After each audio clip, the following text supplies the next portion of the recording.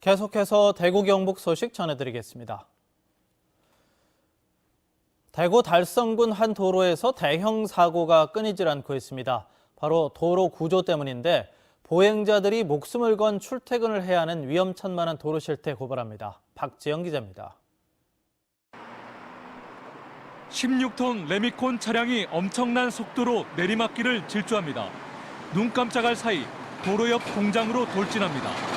건물이 무너져 내리면서 순식간에 일대가 희뿌연 연기와 먼지로 뒤덮입니다. 승용차는 교차로에서 간발의 차로 충돌을 모면합니다. 이 사고로 운전자가 크게 다쳤습니다. 경찰은 브레이크 파열을 의심하고 있습니다. 브레이크가 고장났다. 애초에 그렇게 이야기해가지고 우리 직원이 지금 그쪽에 대해 조사를 하고 있더라고요. 피해 업체 직원들은 놀란 가슴을 쓸어내려야 했습니다. 끔찍했죠. 사실 이런 일이 있을 생각하고 특히 12월 31일 날이었는데 지난해 10월에는 길을 가던 공장 노동자가 대형 트럭에 치여 숨졌습니다. 얘는 아마 1년에 몇 번씩 사고가 납니다. 사망사고. 그 사고가 나면 사망사고가 납니다. 사고가 자주 나는 건 기형적인 도로 구조 때문입니다. 인근의 논공단지와 달성 산업단지를 드나드는 대형 트럭이 쉴 새 없이 다니는 이 도로는 심한 극커브와 급경사로 이루어져 있습니다. 마치 롤러코스터를 타는 듯합니다.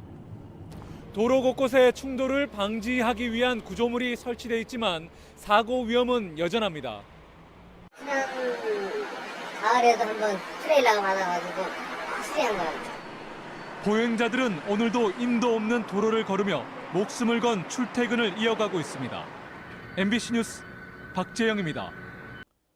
의료인 홍역 환자 수가 추가로 늘었습니다. 대구시는 종합병원인 파티마 병원 간호사 A씨가 추가로 홍역 확진 판정을 받았다고 밝혔습니다. 대구 지역 전체 홍역 환자는 파티마 병원 간호사 2명과 영유아 4명 등 모두 7명으로 늘었습니다. 한편 대구 달서구 한 산후조리원에서 발생한 신생아 호흡기 세포 융합 바이러스 환자도 1명이 늘어서 모두 21명이 확진 판정을 받았습니다. 대구 성매매 직결지 속칭 자갈마당이 민간 개발 방식으로 사라지게 될 전망입니다. 민간 개발 시행사는 오늘 자갈마당을 포함한 주변 일대 19,000제곱미터 개발을 위한 사업 승인을 대구시에 신청합니다. 민간 시행사는 자갈마당 일대에 1,150세대 규모로 주상복합단지 5개를 지을 계획입니다. 대구시는 사업구간 대지 매입 동의율이 95%를 넘어서 사업 승인 신청 기준을 충족했다며 교통영향평가와 건축 심의 등 절차를 밟을 예정입니다. 전교조 대구지부는 강은희 대구시 교육감이 핵심 공약으로 추진하는 IB 교육과정을 중단할 것을 촉구했습니다. 대구 전교조는 국가교육과정과 다른 과정을 운영할 때 생기는 각종 혼란에 대한 해법 없이 일방적으로 도입하고 있다며 IB 과정이 사교육을 부르지 않을 것이라는 교육청 주장은 근거가 약하고 특권교육과 귀족학교 논란이 불가피할 것이라고 주장했습니다. IB 교육과정은 스위스에 본사를 둔 비영리 교육단체인 교육재단은 IBO가 창의력과 사고력을 키우기 위해 개발한 토론식 수업입니다. 주민 동의 없이 가스보일러에 가스 누출 탐지기를 제거해서 무리를 빚은 귀뚜라미 보일러가 주민과 합의를 했습니다. 영천의 한 아파트 입주민들은 귀뚜라미 보일러가 모든 가구에 가스 누출 탐지기를 복구해주고 하자 보증 기간을 3년에서 6년으로 늘리는 데 합의했다고 밝혔습니다.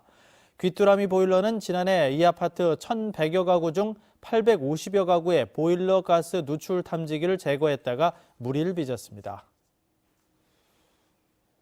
MBC 뉴스를 마칩니다. 고맙습니다.